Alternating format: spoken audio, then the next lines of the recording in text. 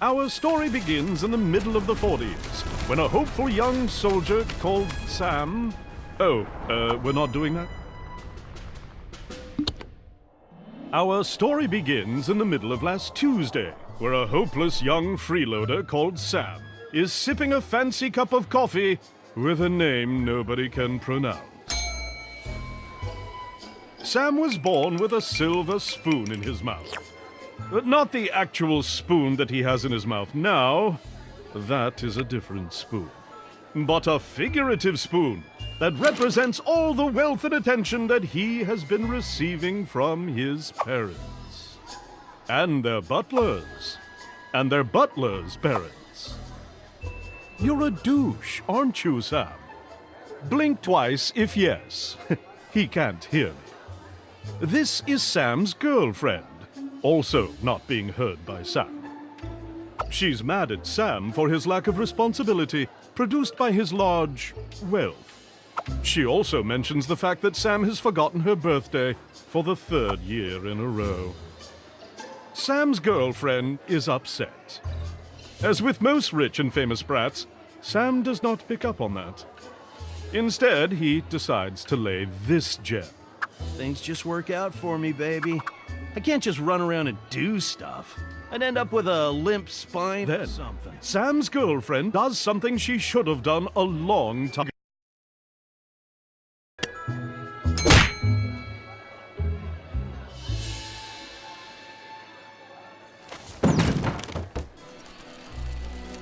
Sam is laying unconscious on the floor. He gathers his strength and makes an effort to get up. Then he makes another effort to stand up straight. Sam is hit in the head so hard, he has to remind himself how to walk. He takes a right step. Then he takes a left step. Good job, Sam! You're very good at existing.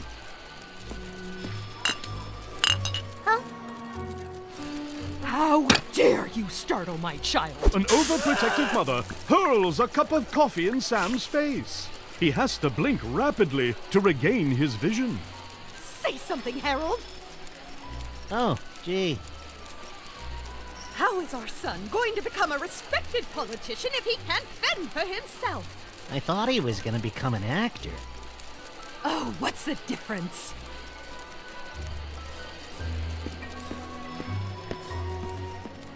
Sam remembers the one thing he's good at, paying for stuff. So he turns around to pay for his beverage.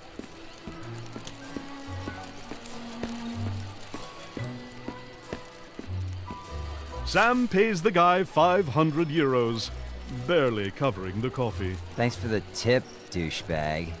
Sam decides to hurl another 500 at the guy. Not such a douchebag after all. Sam is hurling stacks of 500s left and right. He has no perception of money. Sam is about to spend his whole weekly allowance on tipping a barista named Tony. He really was hit hard in the head.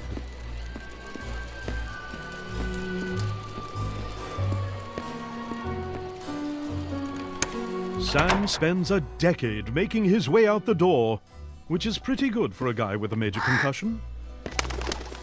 As Sam waggles outside, he sees his girlfriend on the other side of the road. Sam pulls himself together and rushes towards his soon-to-be ex-girlfriend. This is when a septic tank truck approaches Sam with an average speed of 90 kilometers per hour. The impact renders him 8 times a day.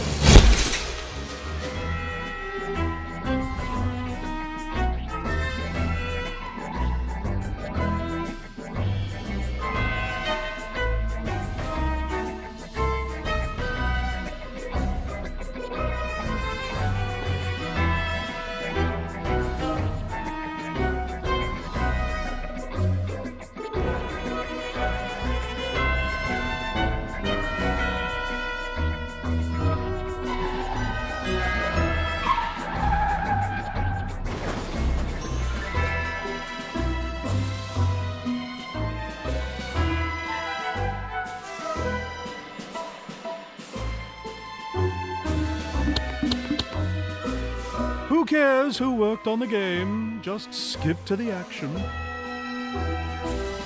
Who knew a bottle to the face would result in such a terrible fate for Sam? But a bottle won't be the only thing that will meet Sam's face today. There's also the ground in hell.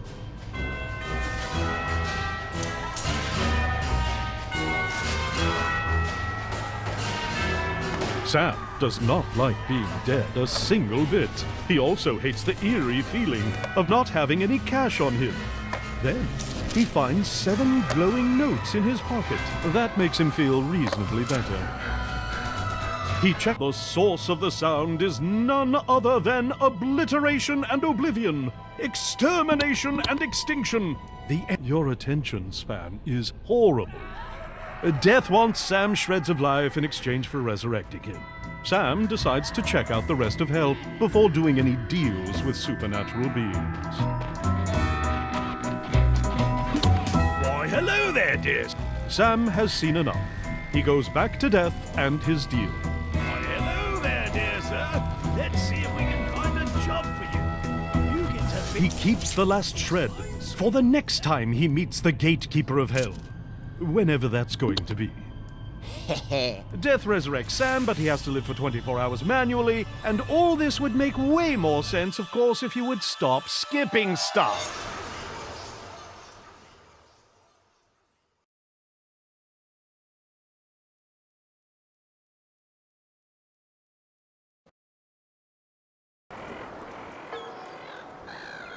Sam has just traveled through time, space, and logic, and finds himself fully alive, and more importantly, rich again.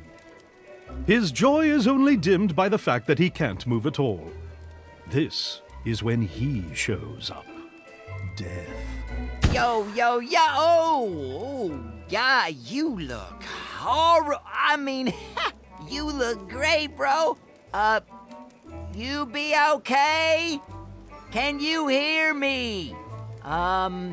Blink twice if yes. Oh, cool. You be alive. Everything be fine.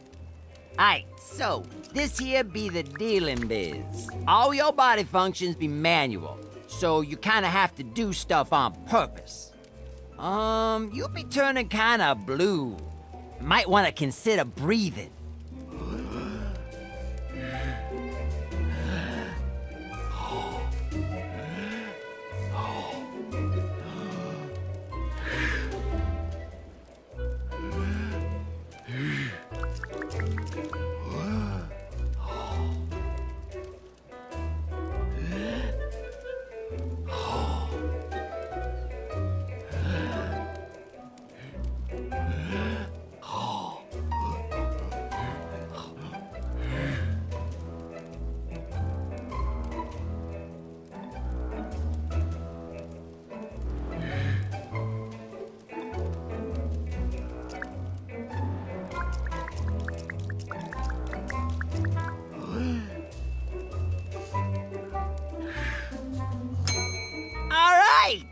Bitchin'! You been blinking and breathing, that be bitchin'.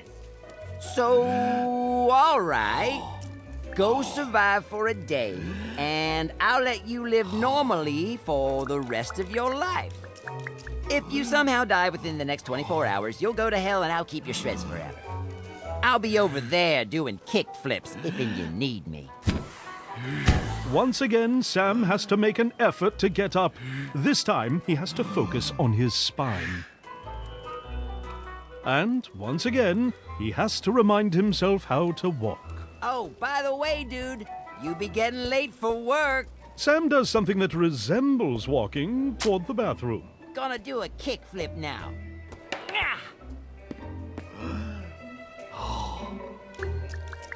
Sam tries out a strange maneuver by stepping with the same leg twice. Sam has some trouble with his posture and has to focus on his spine.